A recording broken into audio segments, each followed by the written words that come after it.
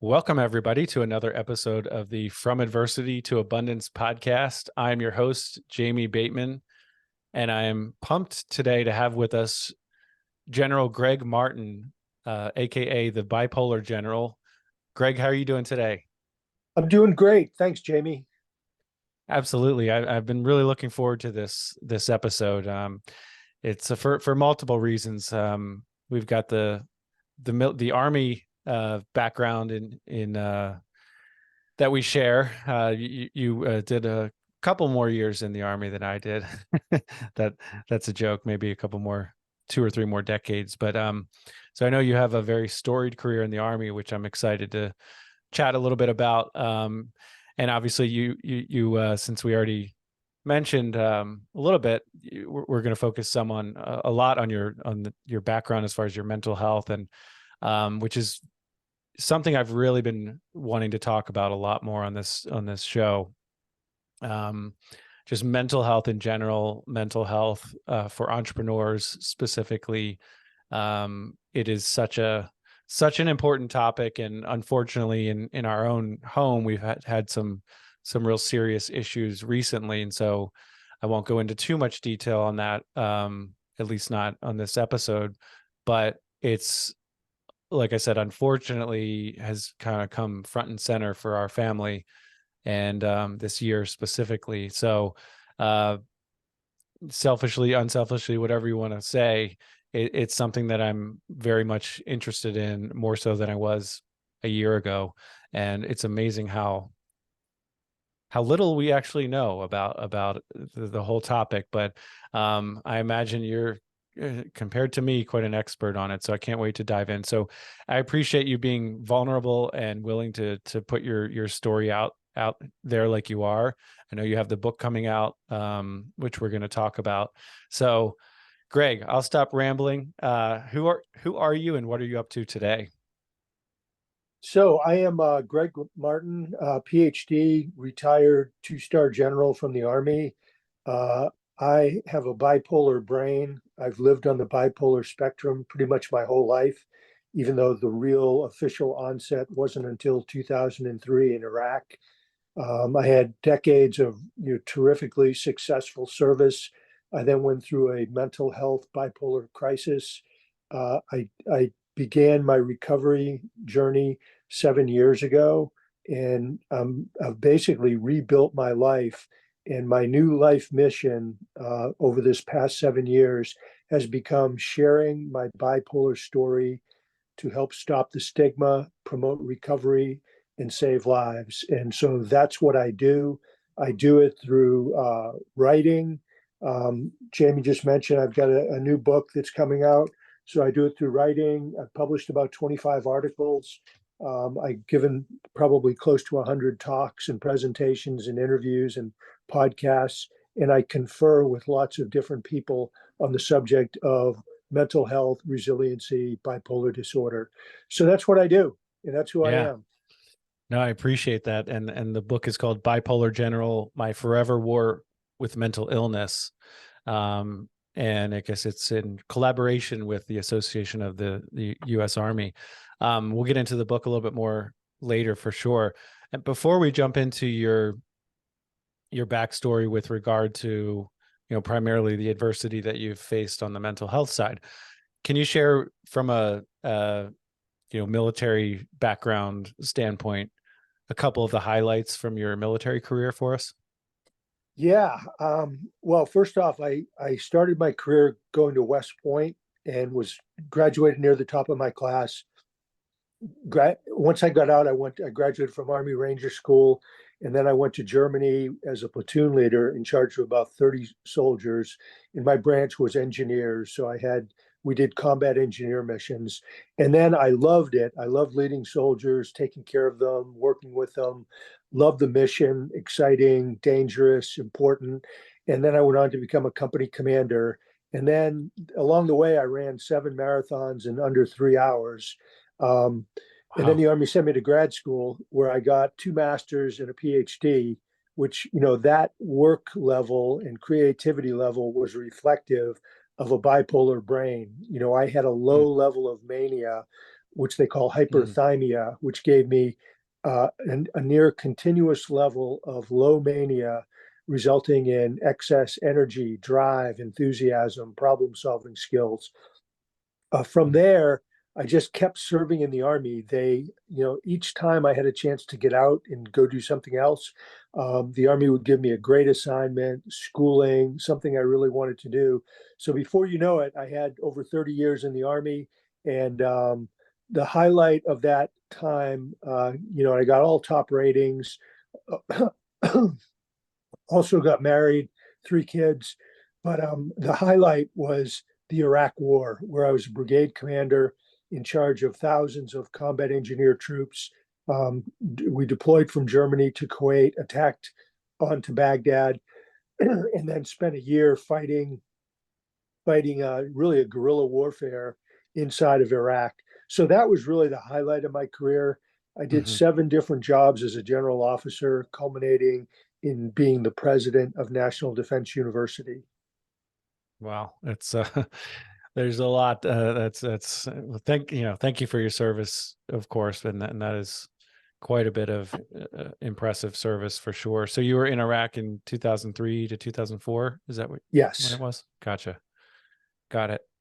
Yeah, I was there from 2005 to 2006, and not that any of it is really funny per se, but I joke that things started to get worse when our team left in mid 2006.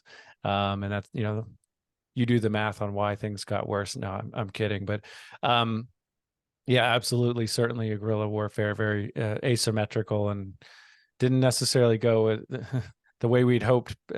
It certainly wasn't an easy undertaking for sure. Very complicated, but thank you for your service. So um, let's jump back into your backstory even more, and on more on the personal and mental health side. Where do you want to start? I know you said the last 7 years have been almost a different phase of your life and a new mission. So I imagine we want to start before that. Where would you like to start? How about just start as a teenager, and I'll kind of go quickly Perfect. through the early years. Yeah. So, like I said earlier, I have had a bipolar brain, meaning that the genetic predisposition for bipolar disorder resided in the wiring of my brain probably since teenage years on. Looking back with expert psychiatrists, we believe now that I had this condition called hyperthymia, which is a mood type, which is very enthusiastic, very energetic, and so forth.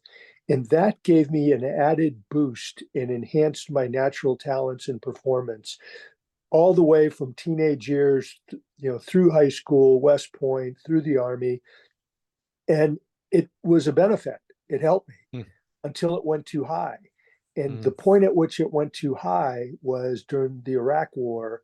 The intense thrill, euphoria, stress, trauma mhm, of that experience triggered unknowingly my bipolar disorder, which again, I had a genetic predisposition for.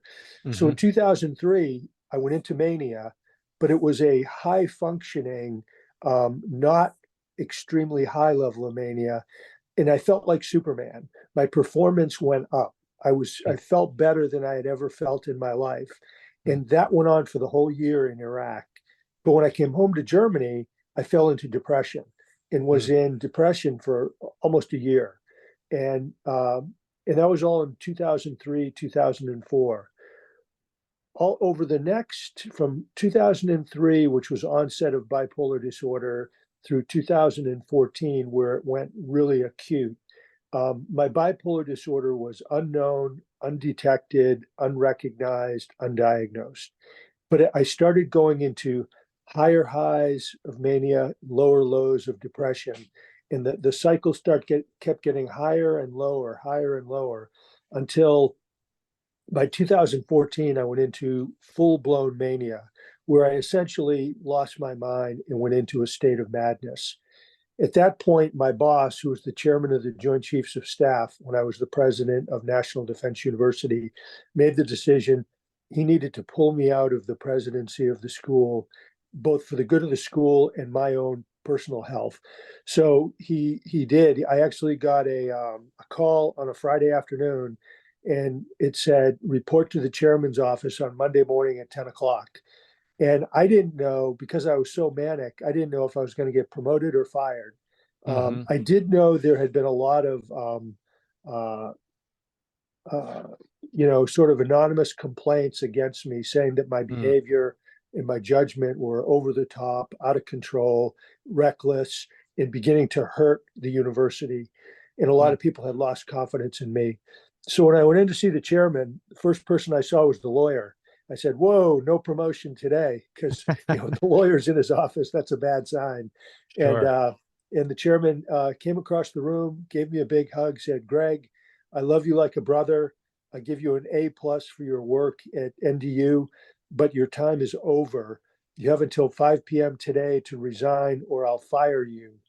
And so I resigned that day, because it's much better to resign on your own than to actually get relieved or fired, which can have all Sure. kinds of negative implications. And then he said, "And oh, by the way, I'm ordering you to go get a mental health exam at Walter Mm, Reed." mm. And so I did. I got the medical exam that week, and the doctor said, "You're fit for duty. There's nothing wrong with you. You're in Wow. great health." But they were completely wrong. And there's a number of reasons they got it so wrong. Number one, they didn't cross check with between the medical people and my chain of command. They didn't communicate and share information, because if they Yeah. had, a diagnosis of bipolar disorder would have been fairly easy. Yeah. Um, the second reason is that success in any job masks the underlying condition of bipolar disorder. Mm, So because I was a two-star general, because I had been so successful, that masked the fact that I was mentally ill. And so that was so they got it wrong. And hmm. then when they gave that clean bill of health, my chain of command said, "We don't believe it. Let's do a redo." So I did Mm, two more redos, and but all of them came back saying you're perfectly healthy. And by the way, during the previous um, 10 years, hmm. I had gone in 3 different times for depression, Mm. which is much easier to detect and spot and Sure. diagnose. 3 times I went in for depression, and they said, "You're fine. There's nothing wrong with you." But Mm, they were wrong on those 3 times as well, because the depression was the low end of my bipolar cycle. hmm. So, So, and these oh, were go ahead. all, I'm sorry, um, these were all military doctors. I'm not trying to put the military doctors down, but that's who you were Um, seeing, or all military. One was uniformed. Two were civilians. gotcha. Yeah, I just and again, this we won't make this episode about me or my family, but on some level, we all know that the certainly the civilian medical health medical community, I should say, is very much disjointed, and there's just a really poor communication among different departments, even in one hospital, let alone multiple hospitals, or like you said, your professional occupation in that organization talking to the doctors and vice versa. Um, Such a lack of communication, and I can just say from firsthand experience recently, it's just been very obvious that unfortunately the patient is the one more times than not who's kind of left with that responsibility of kind of connecting the dots, if you will. And if you're going through a mental health, if you have that underlying condition and you're going through a major mental health crisis, how are you supposed to be able to make those connections? But okay, so 2014, so basically 3 times, essentially at least 6 times you'd been told that you were fine mentally, there was no issue. Is that right? Yes. Gotcha. And then so you go back, what do you do then? You already resigned, so professionally, what are your next steps? So I was forced to resign earlier than I had planned, Hmm. and they put me back from the Joint Staff into the Army, and I was given a kind of a soft landing job with the Army Corps of Engineers, which is pretty typical for when general officers get fired. They are either they retire immediately within 30 days, or they're often given a choice of taking a kind of a landing job that they can then get ready to retire, do all their medical stuff, get all the logistics squared away, try to plan for their housing and so forth. So I got a job like that with the Corps of Engineers, and it was good. I did some pretty good work there. But what happened was from July of 2014, when I got removed from command, I spiraled downward.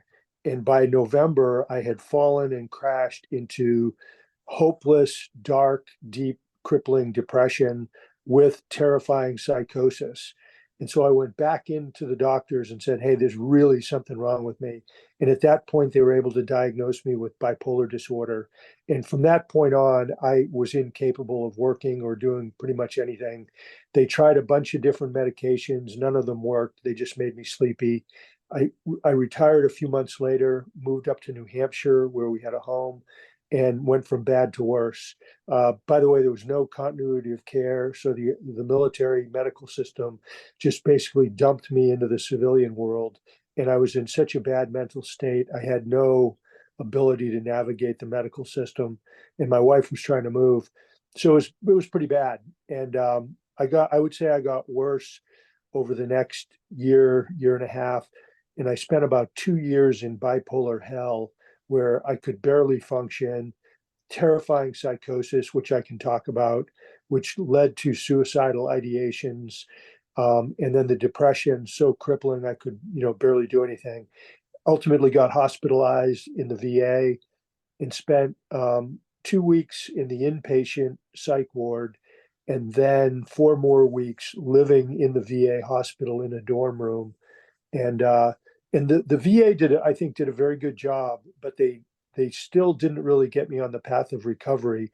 That Yeah. didn't happen until um, about 6 months later when I was prescribed lithium, which Hmm. was the miracle cure for me. Mm. I basically, and it was 7 years ago, I went from terrible depression, the depression vanished in about 3 days, terrible psychosis, it vanished, and I never went back into mania. So the lithium was really my saving grace. Mm. And we moved to Florida for the bright, warm sunshine. Mm. And then Yeah. that really began my journey of recovery, which I've Yeah. now been on for 7 years. That's fantastic.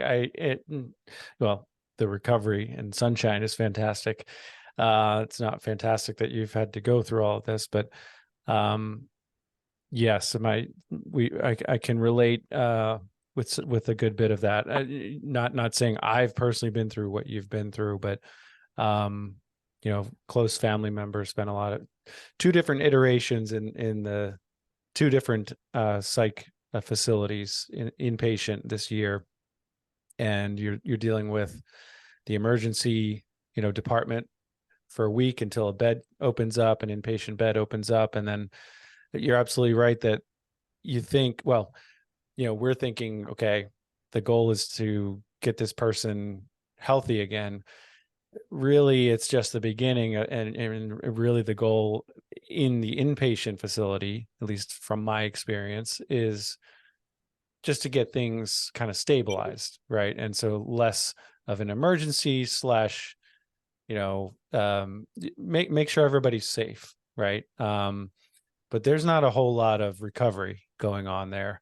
And it's interesting you mentioned the sunshine though, because we had two different experiences. One in a hospital that was very little sunshine, very few windows, and it was just depressing to even be in there, right? And so how is this person going to recover in this facility that's depressing to be in? The second iteration, we were actually in more of a sun-filled environment, and there was a lot more progress made.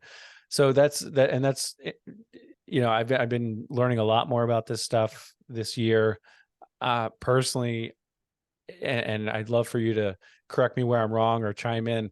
Personally, I'm coming to understand that everything is connected, and meaning physical health, mental health, even spiritual health. It's all connected. There's a book I read. It's called Brain Energy. It's from a Harvard MD. His thesis, he didn't come up with this, but the thesis that he's presenting or putting out there is that it's all comes down to mitochondria, and on some level it's a mitochondrial dysfunction, whether we're talking about bipolar disorder or diabetes. It all comes down to the mitochondria, and so somewhere in there it's all connected.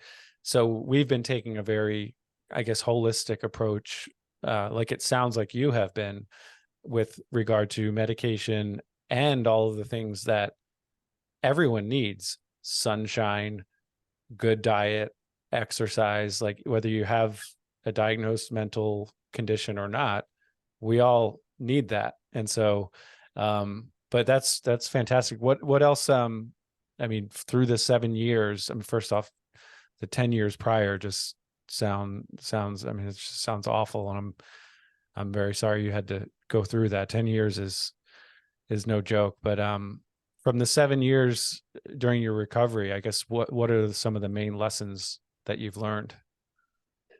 Yeah, that's a great question. First off, you have to get your brain chemistry balanced and in the correct formula. And the way that worked for me is through medication. I know Mm-hmm. some people use, natural herbal supplements and that kind of thing. If it Mm-hmm. works for you, great. It didn't work for me, but these Mm-hmm. medications work. So lithium was the key, supplemented by lamotrigine and lurasidone. So that has worked to stabilize my brain chemistry. So that's number one. Number two, I think therapy is critical because a trained therapist can help you think through these vexing problems and complexities you're dealing with in your life and help you to find new ways of thinking about how to deal with issues and challenges and problems.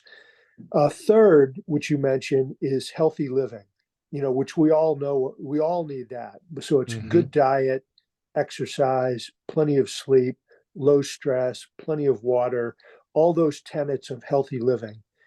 And those Mm-hmm. items that I just mentioned are necessary, but they're not sufficient for recovery.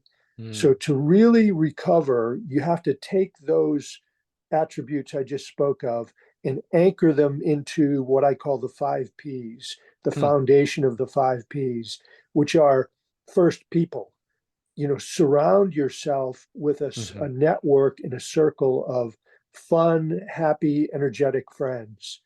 Yeah, that's great. Second, you have to have a purpose for your life. You have to have a mission that you want to get up every day and pursue and work on. And, I already talked about my mission, which is sharing my bipolar story. Yeah. Um, Thirdly, you want to live in a place that's healthy for you. So if you love the mountains and you love to be in the snow and ski, move somewhere where you'll have that. If you love the big city life where you can, walk to all those little stores, Mm-hmm. live there. For Mm-hmm. me, we figured it out through research that, and also our background, that we really like the sunshine, the warmth, palm Mm-hmm. trees, brightness. And so we Mm-hmm. moved to Florida, and it was a great decision. It's very healthy for me, and my Yeah. wife loves it too. Number four on the P's is perseverance. Mm. You have to persevere. You cannot give up. And, as you recover from mental health challenges or other challenges, you're going Mm-hmm. to hit bumps in the road where your plan doesn't go as you expected. So you have to keep fighting. You have to pick yourself up. If you get knocked back one step, then get up and go 2 steps forward. And Mm-hmm. then fourth is what I call presence. And what Mm. presence means is the ability to think about your own thinking. A fancy name for that is metacognition. Mm. Um, so all it means is we all think certain ways and we have certain thoughts that are oftentimes wrong. they're often not correct. So how do you get out of your own head, examine your thinking objectively, and then move forward in a more positive, healthy way? Mm. Just a quick example. Yeah, When I was please. really sick, I had terrible paranoid delusions that people were Mm. out to get me. They wanted Mm. to get me fired, put in jail, murdered, all this Mm. really bad stuff. Um, and so sometimes I'll get little seedlings of those paranoid delusions, even today, Mm. but I'm able to step outside my own mind and say, wait a minute, it's not true. Hmm. Those people are not plotting against me. In fact, they're Yeah. not even thinking about me at all. They're thinking Right, about right. something totally else. And Yeah. so that's how presence can help you. So those Mm. are the main lessons learned. Yeah, those are fantastic. I wrote those down. People, purpose, place, perseverance, and presence. And the metacognition is a fancy word for presence, or for awareness of our own thinking, right? It sounds Yes. like. Yeah. Um, so and do you develop that presence through, I know it's all related again, that yeah, they're not all entirely compartmented, five P's, if you will, but is it through people? Is it through therapy? How do you develop that metacognition, or that awareness of your own thinking? Well, I actually wrote an article about a year ago called the four P's of mental recovery. It's in the Psychiatric Times, and it was a pretty good article. And one of my sons read it and he said, "Hey, you're missing a P. It should Mm. be present." So he kind of taught it to me. And Okay, so from then on, I included the fifth P, presence. And got I've it. talked about it to my psychiatrist and my therapist and my Hmm. wife, who is like, really like a battle buddy. So we've talked Yeah. about it in depth. And then I talk to my friends. So all Mm. my friends know that I live with bipolar disorder. And I've Yeah. told them, here are the basic symptoms of bipolar disorder. If you see me Yeah. displaying these symptoms, let me know, let Maggie know, because I probably need to take some action. Hmm. And so I've talked to a lot of them about presence too, and they Mm. all agree. And so, Yeah. we have conversations about this stuff. Gotcha. Yeah, that's great. I'm just so glad that, the military, I'm glad you're getting your story out there. And I worked for the Department of Defense for 14 years after I was in the military. There was some overlap there as well. But, early on in my own career, which I know was later than the beginnings of your career, the Department of Defense was not willing to talk about these issues. It was just frowned upon to even discuss, and you'd probably just be kind of tossed to the wayside. So I think it's fantastic that not only you're getting your story out there, but just that there's a larger conversation happening now. And I think it's more important than ever that we have these conversations, especially with, frankly, what the shutdown of the pandemic, the impact that had on a lot of people, and especially social media with teenagers, and just a lot of factors I think that have played into what I think is an increase in mental health issues that we're facing as a society.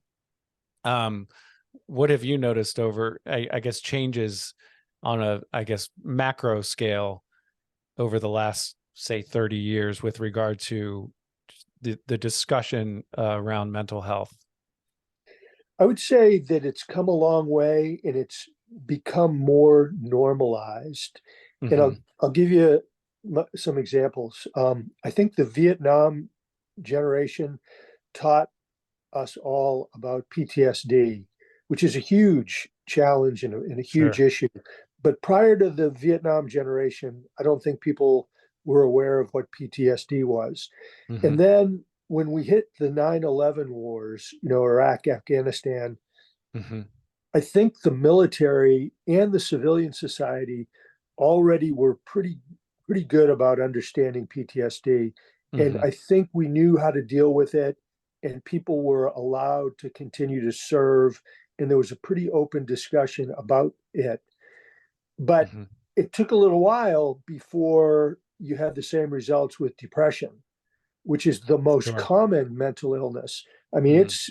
so many people are afflicted with depression. Hmm. That took a little while. That took a number of years before the military and I think civilian society really came to grips with depression and Hmm. started um, allowing people to continue in their jobs and continue Hmm. in the military.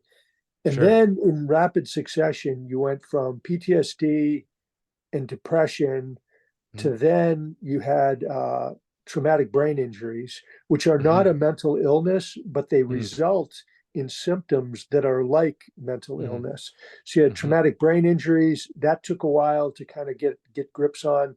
Then you had moral injury. Then you had survivor's guilt. Hmm. And I would say that bipolar disorder is lagging behind. For Hmm. years and years that if you had bipolar disorder, you would be medically boarded out of the military. Hmm. What's interesting is now, just in the last several months, I've talked to half a dozen military people, both uniformed and civilian, who when they were coming up for security clearance, they had to fill everything out. Hmm. They put bipolar disorder type Hmm. 2 and they were cleared for security clearances. So Hmm. there's an understanding that bipolar disorder type 2 should Hmm. not be a crippling service prohibiting condition.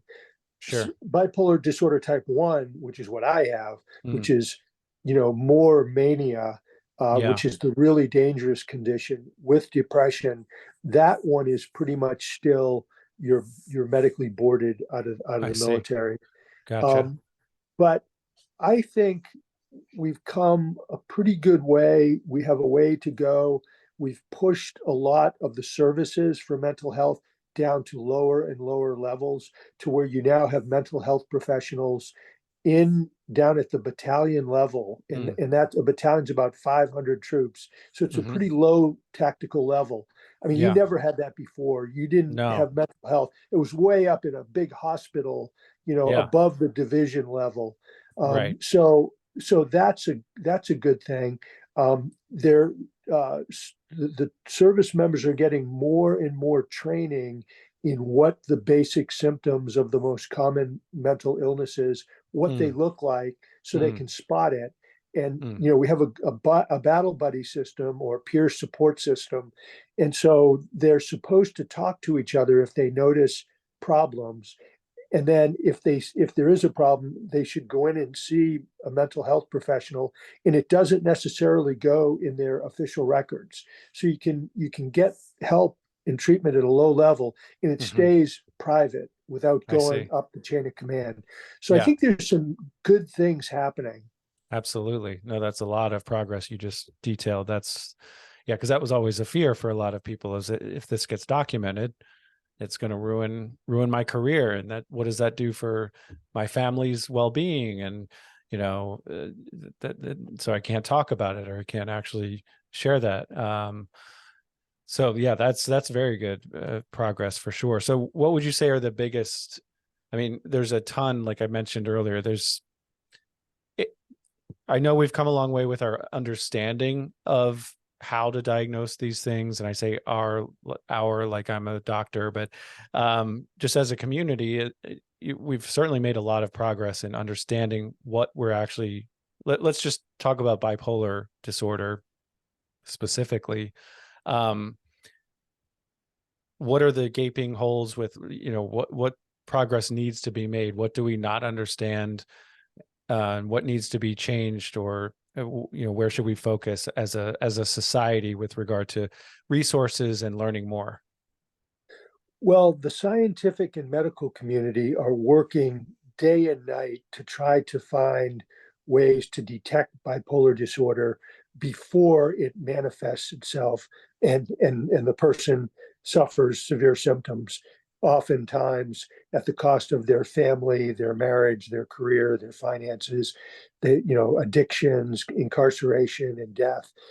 So I feel like the medical community and the scientists are really working hard at this. They could always use Yeah, more funding, sure, and so that's something that I think we could work on. But sure. the biggest problem in my mind is the stigma. Mm-hmm. which is based on ignorance. I mean, people Mm-hmm. still believe that mental illness is not real, that Mm-hmm. it's just a character flaw or a lack of willpower. Mm-hmm. They are unaware that it is physiologically real Yeah. inside the wiring of the brain. Mm-hmm. And so they deny that based on ignorance. That Mm-hmm. perpetuates the stigma, which leads people who need help, leads them to shame, embarrassment, reluctance to go get help, to go get diagnosed. Mm-hmm. And so what people have to realize is mental illness is just as physiologically real as cancer, diabetes, heart disease. And there's no Mm-hmm. stigma against people that have those conditions. In fact, Yeah. you recognize there's a problem, you go get diagnosed, and then you get undergo the treatment, and Right. generally you get better. I mean, Yeah. the thing about mental illness is the bad news is what I just said. It can ruin your life. The good news is that if diagnosed and treated properly, you Yeah. can live a happy, healthy, Yeah. purposeful life. And so I really believe it's stigma, and the way we're going to get Yeah. around that is through education. No, that's great. And like, yeah, absolutely. And just the general awareness of the people in, you know, the lives of the people who have this illness is huge. So I can speak for in our family, we're now much more aware of what to look for, like you were talking about earlier with the people you've intentionally surrounded yourself with. Not saying we're not going to have any other issues or anything like that, but we're much better prepared now as to what we're looking for. And I think we'll be much quicker to deal with any major issues in the future, which is so comforting, and it gives so much hope, like you said, to not only for the family, but for the person who's going through this. So I couldn't agree more. That's great. So one thing I'll say is, when we were first dealing with this, I was so wrapped up in trying to understand the diagnosis. I'm curious to get your thoughts on this, because the way my logical brain works, I guess, is, well, if it's this diagnosis, then you take this medication and then it gets better, and whereas a lot of the doctors, the psychiatrists we were dealing with, they didn't seem quite as concerned. I'm not saying they weren't trying to diagnose things accurately, but they didn't seem quite as wrapped up in the actual diagnosis as I was, because it almost seemed like, well, there's a good bit of trial and error as far as how to address some of these issues. And that's where, to me, that was very frustrating at first, but then I realized, well, these are the experts, and we just have to kind of have faith and continue, try different things. What would you say with regard to how important is the diagnosis? I know you're not a medical doctor, but you have firsthand experience with a lot of this. How important is the actual diagnosis with regard to mental health conditions? Absolutely critical. Think of when there's something wrong with your car and you bring it into the shop. Mm-hmm. I mean, they don't know what to fix or how to fix it until they Mm-hmm. diagnose what the problem is, whether it's Mm-hmm. something in the engine or something in the alignment or something in the brakes. Yeah. Well, it's more so with the human brain, and Mm-hmm. it's much more complex than a car or something. But they have to figure out Mm-hmm. what is the problem, and then Yeah. they can begin to solve the problem. And the problem with, mental illness is it's oftentimes very difficult to distinguish between, is it bipolar disorder? Is it just plain depression? Mm-hmm. Is it Yeah. PTSD? Is it ADHD? What is it? Like my Right. son, who has he was diagnosed with bipolar disorder in high school, and he's Mm-hmm. 40 now, and he was recently diagnosed again.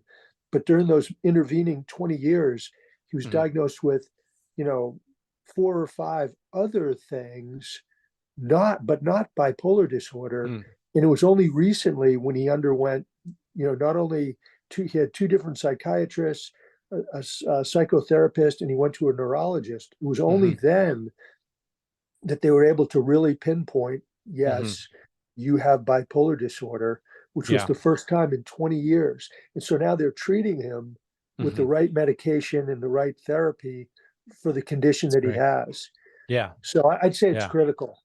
Sure. Got it. No, and I just unfortunately, and again, I'm not trying to be too negative on the medical community here, but I do think that's why a lot of people maybe give up or just that's where you need perseverance, like you said. But just you get so many conflicting opinions, and trying to find the expert, trying to find that kind of maybe not final, but um, accurate diagnosis is so important, but it's not always easy. I can say that.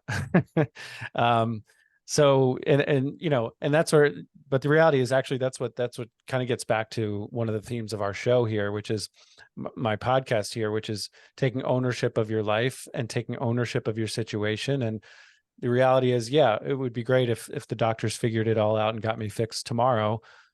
But the fact is, even if it's not your fault that this happened to you, and I'm just speaking to you, but it's for all of us, it's still your issue to solve, right? And so it doesn't mean you're all alone. I'm not saying that, but the listener out there, we all need to take control and take ownership of our situation, whether we caused this adversity that we're going through or not. It's what we're dealing with. So you do have it is on you really to kind of navigate that process and get to the bottom of what that diagnosis is. And it's going to require perseverance, patience. There's progress being made. Like you said, the doctors, they're working nonstop to get more educated on all of this.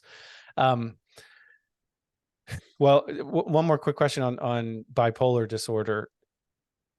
Do you think it can, because I've heard different opinions on this, is it definitely permanent, or can it go away? Well, I've been taught that it's at this point with the medical technology that it's pretty much permanent. So my expectation and what I've been taught is that I will have bipolar disorder in my brain until the day I die. And I have to manage it like any other chronic disease, like how someone manages diabetes. Sure. Now, will there come a time when there is some sort of medication that can cure bipolar disorder? Yeah. There's none there right now, but Yeah. again, the medical community is working on it. And Yeah. I believe that there probably will come a time. Mm, that's a Um, great answer. Yep. and it's interesting. People with bipolar disorder, they 70% suffer a relapse, which Mm, is really bad. yeah. Oftentimes, the relapses are worse than the initial Mm, onset. mm, But 30% don't suffer a mm, relapse, which means they're pretty much managing their bipolar disorder at a steady state. So hmm. their moods are within a reasonable band, not too high, not too low. Yeah. And just the fact that you can get there the way I've been for 7 years Yeah. gives me great hope. Absolutely. I love that. That's a great way to answer it. There's no reason in the future there couldn't be a cure. Um, but there's still hope even without that cure. There's still hope to manage the condition, even if it is permanent. Um, so that's great. I love that. Um, all right, I've got some rapid fire questions. You ready for those? Yes, What is one thing that people misunderstand about you, Greg? that I'm a regular, normal guy who has been greatly helped in many ways by my bipolar brain. Hmm. It helped me until it went too high and then it hurt me. And now, even though I still have severe bipolar disorder in my brain, I'm a pretty normal person living a normal, healthy life because it's contained and managed. Love that. Looking back, this could be either professional or personal, but what is one of your biggest failures or regrets? Just something you'd prefer to have a do-over with. I wish I had somehow been aware that I had gone into full-blown mania, but I didn't because I felt so good. It's like you're on the greatest drug high in the world. And so Hmm. I had no idea that I had gone into full-blown mania. Hmm. If I had had some awareness and then was able to take action and maybe get on lithium much Yeah. sooner, I would have avoided a lot of pain and hardship. On Yeah. the other side of the coin, I wish I had been able to get on some kind of medication when I was going through 2 years of bipolar hell, primarily depression and psychosis. I wish I had gotten on some medication and there had been some awareness in the medical people on how to treat me. They really didn't. They just Yeah. they struck out and didn't treat me correctly. I wish that I had because I could have saved a lot of pain for me, my family, and recovered a lot sooner. Well, I wish that for you as well, but you're also now bringing such awareness to others, which is going to be such a benefit for them. So through your adversity, we're all being blessed. So we appreciate that. Um, if you could go back and give your 18-year-old self some advice, what would that be? Anything that we haven't touched on already? Yes, it's the same advice my mother gave me when I was 18. She said, Greg, I'm worried about you. You don't get enough sleep, you drink too much alcohol, and you take your job way too seriously. Mm. These three things are going to kill you Mm. or make you sick. And that combination of those three, I'm sure, played significant roles in triggering and propelling my bipolar disorder. So Mm. mom was right. They usually are. Um, if you could have coffee with any historical figure, who would you choose?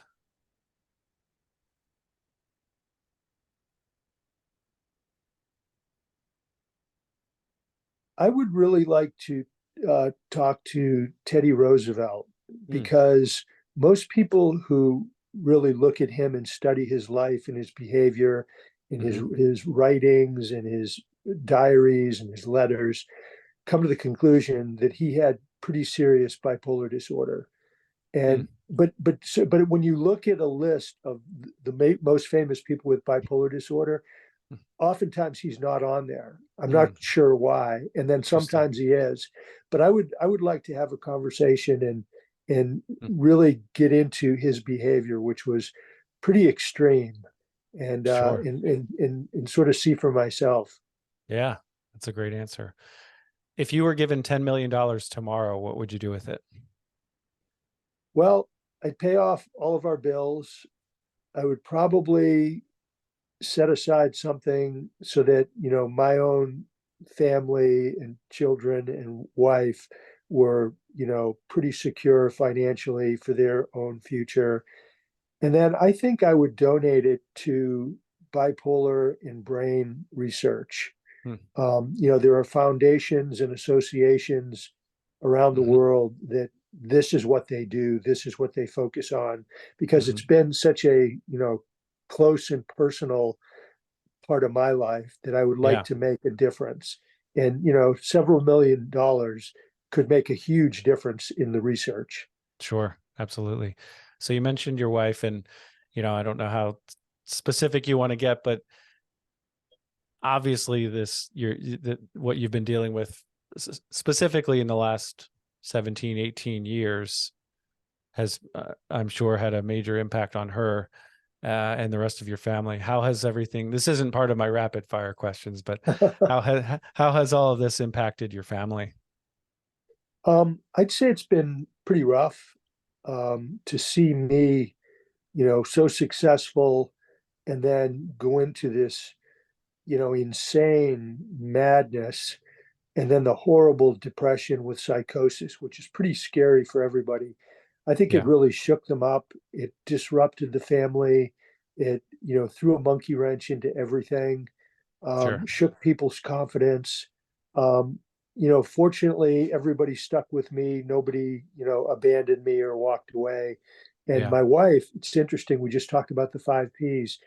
She writes a piece in the book, there's a family piece. So my three Okay. sons and my wife have a piece in the book, and she talks about the P word, perseverance.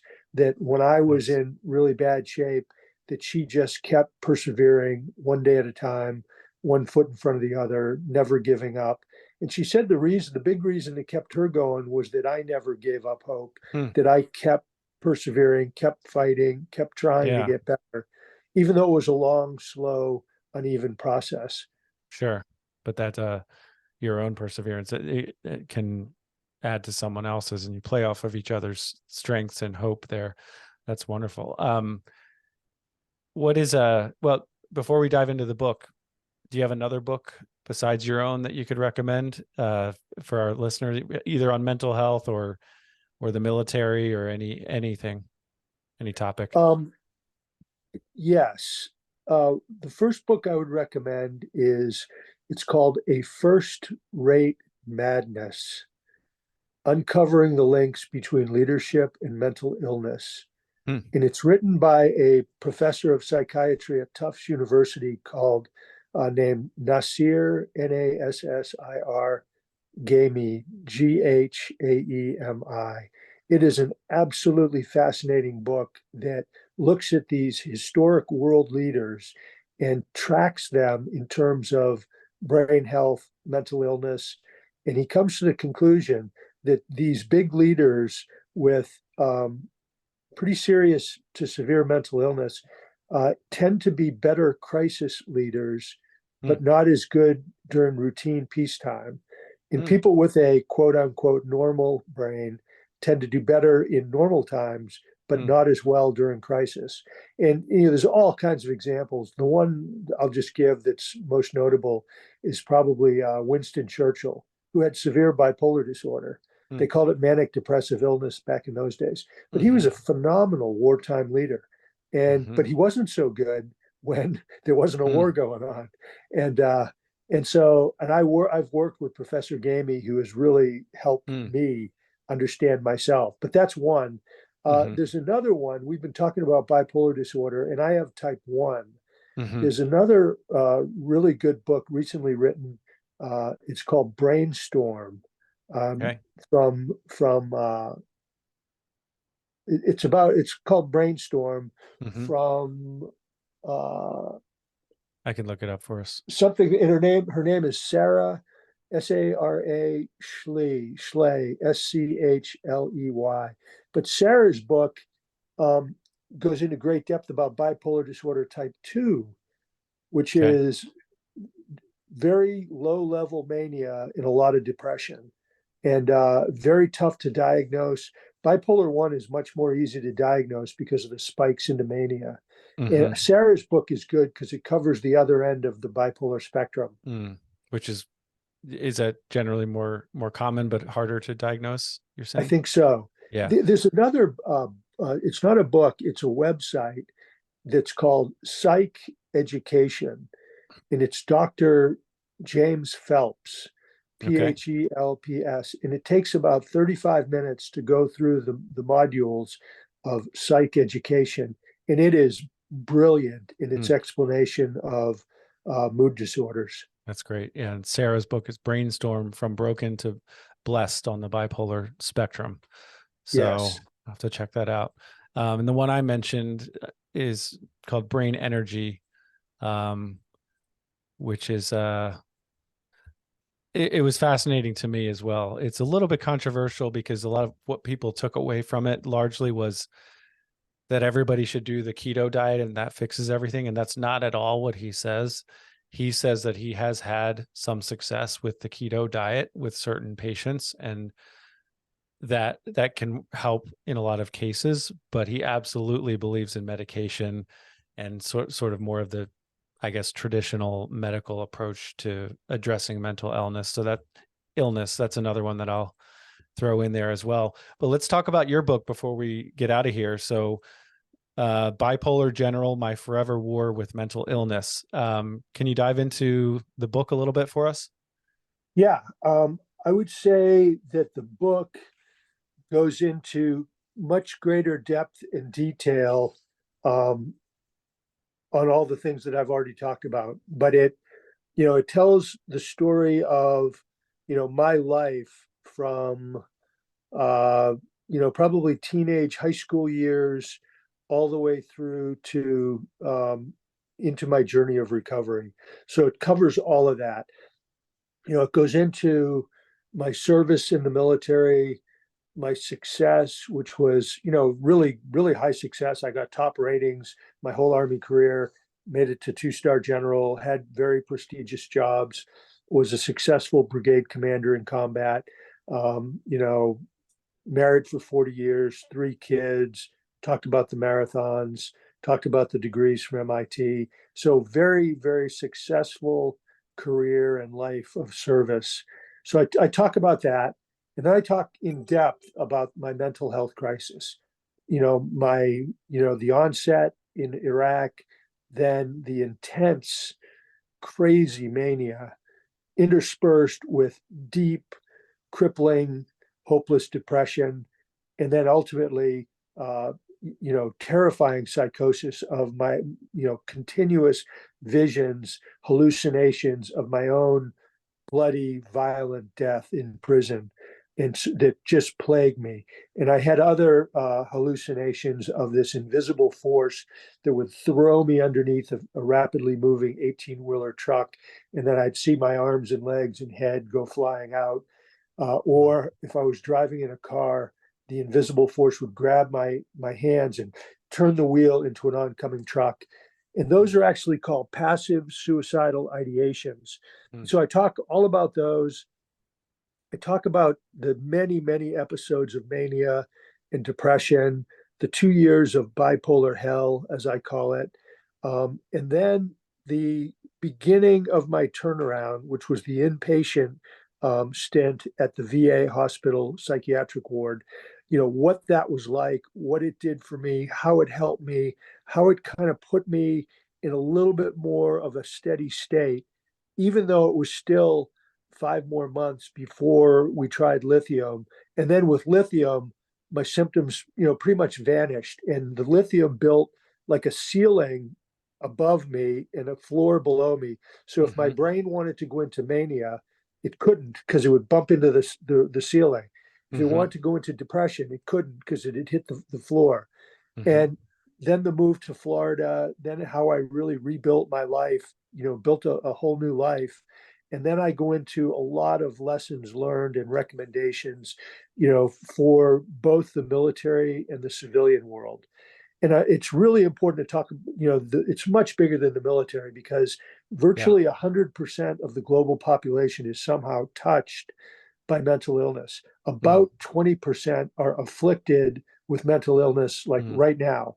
And the Mm. other 80, by virtue of being family, friend, colleague, are Mm. touched or affected by it. So Mm-hmm. everybody is touched. Sure. And so I talk about that. And then I have a really good epilogue by a guy who helped the chairman of the Joint Chiefs with his investigation of me and whether he should keep me in the Mm. job. And so it's a really brutal epilogue that Mm. pulls a lot of things together. And then there's the family appendix, which is really interesting. So that's pretty much that's it. That's the Yeah. book in a nutshell. No, that's fantastic. I actually just pre-ordered it while you were doing that. So I have I think it comes out. It'll be out, but when this episode is released. So I can't wait to read it. So I'm excited. Um, One thing I found out this weekend that the people who have pre-ordered their books are arriving. So I okay. heard from three different people. They said, "Hey, my book got here," and they So pre-ordered it a while ago. interesting you say that. So I just put a book out. It's not, it's, we didn't really do the plan, the launch very well. And it's, to be honest with you, I'm kind of fumbling through the whole Amazon KDP thing. And we thought we were doing a pre-order, for a month. And then all of a sudden, wait a minute, I actually published this thing. Oh, you can get it now. So yeah, I'm learning as I go. And maybe my second book will be, the book is great, but the process was, there's room for improvement. But okay, so maybe I'll get the hard copy here in a day or two. That'll be great.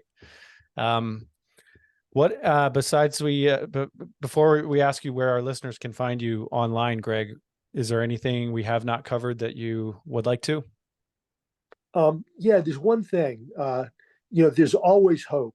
Don't give up hope. Hope is your oxygen that helps you keep going.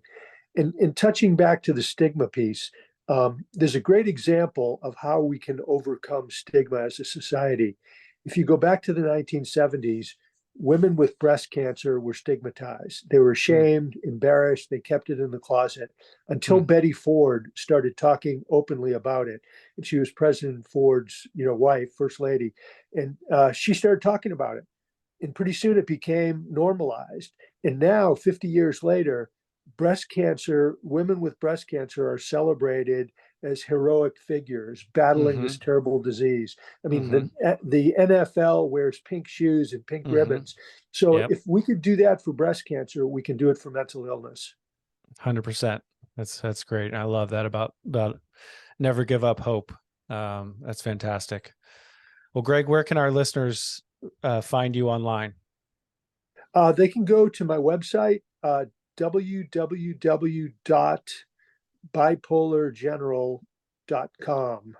So that's my newest. It goes to the same place if you Gotcha. use www.generalgregmartin.com. They both go to the same place, but Bipolar General is easier to remember and it's Sure. catchier. And Greg has two G's, three G's, two at the end. Yes, right. Fantastic. And This has and been great. Go ahead. I'll also give my email address if somebody Sure. wants to send me an email. It's Gregg Martin 79 at gmail.com. Fantastic. Greg Martin, this has been very good. This has been very informative. It's it just like I feel for all of our guests. I'm sorry that they've been through any type of adversity, but the reality is that you've rebounded, you've recovered, you've learned a ton through all of this that you're now sharing with the rest of us, and we're all able to benefit from your story and the fact that you're willing to be vulnerable and open about what you've personally been through. And again, thank you for your uh, awesome service. You're long and just, I mean, there's just so much we didn't cover with regard to your military service. That'll be episode 2 when we bring you back. But thank you so much Okay. for spending your time with us. We really appreciate it, sir. Yeah, and I'd love to come back and do one focused on military because there's a lot to talk about there. But Jamie, Absolutely. thank you so much. It's been really an honor, a privilege to be on with you. And thanks to all your listeners for being on and listening. Appreciate that. And yes, thank you to the listeners. We appreciate you, and we appreciate that you're choosing to spend your time with us, since that is your most valuable resource. Thanks, everyone. Take care.